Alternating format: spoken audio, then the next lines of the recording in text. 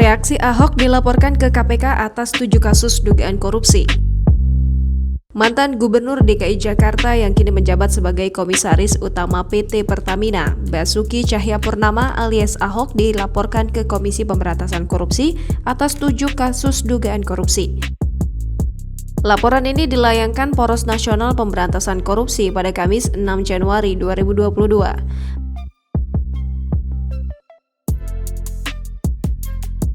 Menanggapi hal tersebut, Ahok tak banyak bicara. Ia hanya mengucapkan terima kasih saat Kompas.com menyampaikan informasi soal pelaporan dirinya. Juga, Ahok mengirimkan beberapa link pemberitaan yang menyebut sejumlah kasus tindak pidana korupsi yang disebut PNPK sudah selesai disidangkan.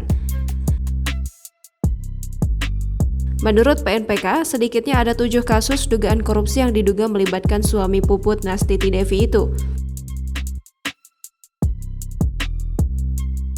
7 kasus itu terkait Rumah Sakit Sumber Waras, lahan di Taman BMW, lahan Cengkareng Barat, dana CRS Reklamasi Teluk Jakarta, dana non-budgeter, dan penggusuran.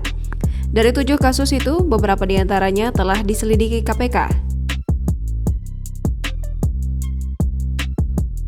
Namun hingga kini belum jelas kelanjutannya. Lebih lanjut, Adi mengibaratkan kasus-kasus tersebut layaknya hidangan yang tinggal dipanaskan saja.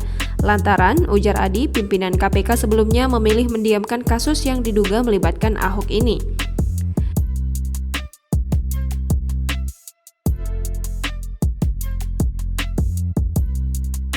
Ia pun berharap KPK di bawah kepemimpinan Firly Bahuri bisa melanjutkan dan mengusut dugaan kasus korupsi yang diduga melibatkan Ahok.